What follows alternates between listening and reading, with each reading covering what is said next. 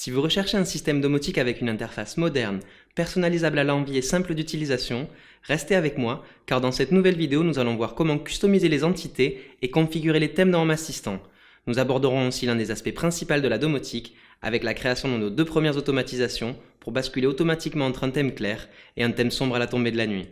Allez, ça part de là. L'un des points forts indéniables de Home Assistant, c'est son excellente communauté, bienveillante et généreuse. Les membres ont pris la bonne habitude de tout partager et de s'aider les uns les autres. Le dernier exemple en date qui va marquer les esprits, avec la dernière mise à jour, nous le devrons à HunterJM, qui aura travaillé des mois sur les caméras. Avec le composant flux, nous pourrons bientôt transférer les flux des caméras de nos habitations et les reconditionner dans des formats compris par nos périphériques d'affichage. Auparavant, les caméras en streaming étaient limitées à 2 images par seconde et uniquement via l'interface. Pour la première version avec la DevTeam, ils se sont concentrés sur le format HLS, qui est pris en charge par les navigateurs modernes, Chromecast et autres Google Hub, pour un résultat tout simplement bluffant. Regardez aussi le travail qui aura été réalisé en 2 semaines pour la mise à jour 0.90. Avec 86 développeurs et 231 demandes sur GitHub, 505 fichiers auront été changés avec plus de 15 000 lignes ajoutées et 6300 supprimées. Ça travaille dur et en toute transparence chez Home Assistant, un énorme bravo et encore merci à eux. À côté du travail titanesque réalisé par tous ces valeureux développeurs, ma série de tutoriels ne pèsera pas bien lourd, mais j'avais moi aussi envie d'apporter ma modeste pierre à l'édifice en partageant avec vous mon expérience. Depuis la version 0.49, nous pouvons définir des thèmes bien utiles pour personnaliser l'interface. Vous pourrez trouver des thèmes directement depuis le forum officiel ou passer par cet excellent site Awesome Home Assistant qui répertorie entre autres merveilles d'excellentes sources de thèmes pour l'interface. Pour ce tutoriel, nous allons cliquer sur ce lien, ManyTheme One Repo, qui nous permettra de télécharger 13 thèmes dans un seul fichier zip. Cliquez sur Clone or Download, puis cliquez sur Download Zip. De nombreuses personnes auront passé beaucoup de temps pour vous concocter tous ces thèmes, alors n'hésitez pas à les remercier sur les forums pour leur excellent travail, ça leur fera toujours plaisir. Tout d'abord, connectez-vous au volume config de Home Assistant depuis l'Explorer Windows. Pour ce faire, vous devrez avoir configuré l'add-on Samba-Share. Dans ce volume, vous devrez créer un nouveau dossier nommé Thème, et c'est dans ce dossier que vous devrez stocker tous les thèmes que vous souhaiterez utiliser. Si vous êtes sous Windows, utilisez un logiciel tel que WinRAR pour extraire les fichiers contenus dans le fichier zip. Sélectionnez maintenant tous les fichiers .yaml et copiez-les dans le dossier thème fraîchement créé. Ensuite, ouvrez votre fichier de configuration .yaml et recherchez le composant front-end. Entrez le code suivant pour associer le nouveau dossier thème à votre configuration, tout en veillant à bien respecter la règle des 2 espaces. Vous pourrez, si vous le souhaitez, copier le code disponible dans le descriptif. Enregistrez les modifications, puis redémarrez Home Assistant. Une fois le système de nouveau en ligne, depuis la barre latérale, accédez à votre profil en cliquant sur le cercle avec vos initiales en haut à droite. Depuis cette page, un nouveau menu déroulant nommé Thèmes répertoriera vos thèmes et vous pourrez définir l'un d'entre eux pour cette session utilisateur.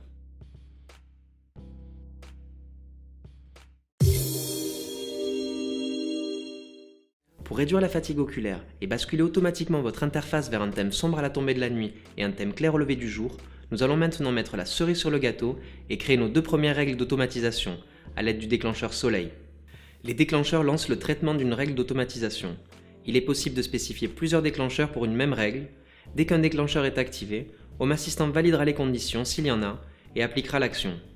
Les conditions sont une partie optionnelle d'une règle d'automatisation et peuvent être utilisées pour empêcher une action d'avoir lieu lorsque la règle est déclenchée.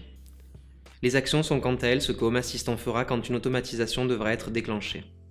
Depuis l'interface, rendez-vous sur la barre latérale et cliquez sur l'onglet Configuration. Cliquez sur Automatisation, puis sur le bouton plus dans le coin inférieur droit. Sur cette page, vous devrez définir un nom pour votre nouvelle automatisation. Pour cet exemple, nous utiliserons Thème Nuit. Vous devrez ensuite choisir le type de déclencheur, qui sera Soleil dans notre cas, et aussi l'événement coucher de soleil. En option, vous pourrez appliquer un décalage si vous souhaitez déclencher votre automatisation avant ou après cet événement. Rentrons la valeur 30. Aucune condition n'étant nécessaire, passons donc cette étape. Pour finir, nous devrons définir l'action qui devra être appliquée à notre automatisation. Choisissez Appeler un service dans la liste déroulante sous type d'action et comme service, choisissez Front-end set thème. Dans les données du service, vous devrez rentrer le nom du thème sombre que vous souhaitez utiliser. Ces données devront être formatées au format JSON. Si vous ne savez pas ce que c'est, vous allez voir, ce n'est pas si compliqué. Ouvrez un autre onglet pour vous rendre sur l'outil de développeur service. Sélectionnez le service Front-end set thème. Un tableau devrait apparaître depuis lequel vous retrouverez les paramètres pris en compte par le service sélectionné. Dans notre exemple, un seul paramètre est utilisable, Name. Dans la ligne Service Data, ouvrez une accolade puis entre des guillemets tapez Name, puis faites 2 points, et de nouveau entre des guillemets, rentrez cette fois le nom du thème que vous souhaitez tester, en respectant les majuscules et minuscules. Notre thème sombre se nomme Night. Fermez votre accolade, puis cliquez sur Call Service. Votre interface devrait afficher le thème sélectionné. Si tel est le cas, vous pourrez alors copier ce code JSON et refermer cet onglet. Collez maintenant le code dans les données de service de l'action de votre automatisation. En gros, pour cette automatisation, cela signifie que 30 minutes après le coucher du soleil, le système basculera sur le thème sombre. Cliquez sur l'icône de sauvegarde dans le coin inférieur droit. Voilà, notre première automatisation est enregistrée. Cliquons sur le bouton de plus pour créer la deuxième et définir un thème clair au lever du jour. Nommons-la thème jour, choisissons le déclencheur soleil et l'événement lever de soleil. Pour finir, rentrez le code suivant dans les données de service en modifiant le nom du thème clair que vous souhaitez utiliser. Cliquez sur l'icône de sauvegarde dans le coin inférieur droit, puis redémarrez Home Assistant pour appliquer les modifications.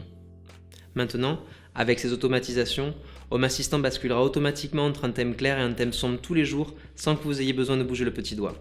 Vous pourrez aussi, si vous le souhaitez, sélectionner un thème différent pour chaque carte, comme dans cet exemple.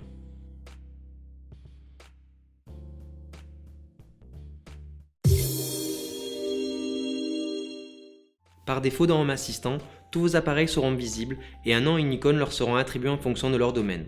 Vous pourrez personnaliser l'apparence de votre système en modifiant certains de ses paramètres. Cela pourra être fait en remplaçant certains attributs spécifiques de vos entités.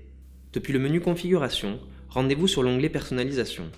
Lorsque vous sélectionnerez une entité à personnaliser, tous les attributs existants seront répertoriés pour la personnalisation. Vous pourrez aussi sélectionner un attribut supplémentaire à outrepasser. Plusieurs variables de configuration vous permettront de peaufiner votre système. Voici toutes les valeurs possibles. Friendly Name, nom de l'entité tel qu'il apparaît dans l'interface utilisateur. HomeBridge Name, nom de l'entité dans HomeBridge. Hidden, définissez la valeur sur True pour masquer l'entité. HomeBridge Hidden, définissez la valeur sur True pour masquer l'entité dans HomeBridge. Other, définissez un nom et un état d'attribut. Icon, utilisez n'importe quelle icône disponible sur le site materialdesignicon.com, avec en préfixe MDI de points suivi du nom de l'icône. Unit of Measurements définit les unités de mesure. Cela influera également sur la présentation graphique dans la visualisation de l'historique en tant que valeur continue. Custom UI More Info et Custom UI State Card sont des valeurs bientôt obsolètes, incompatibles avec Lovelace.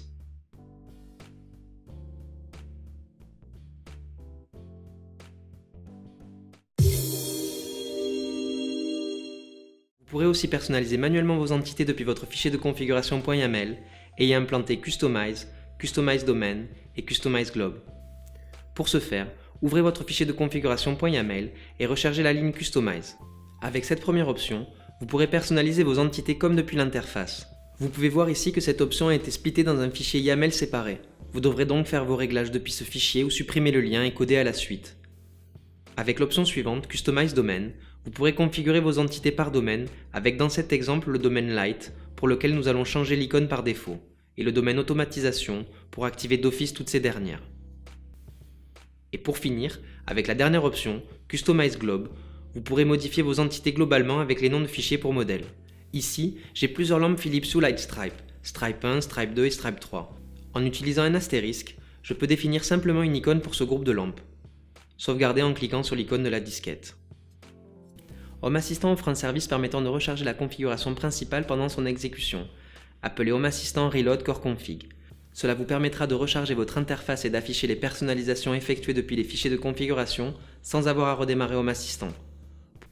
Pour appeler ce service, rendez-vous sur l'icône de développeur service dans le coin inférieur gauche de votre barre latérale. Sélectionnez le service Home Assistant Reload Core Config, puis cliquez sur Call Service. Les nouvelles informations de personnalisation seront alors appliquées et votre interface sera mise à jour. Voilà pour ce tutoriel d'automatisation et de personnalisation de l'interface. Dans la prochaine vidéo, nous intégrerons le hub Logitech Harmony et nous créerons nos premiers scripts que nous utiliserons bientôt avec Google Assistant sous forme de commande vocale.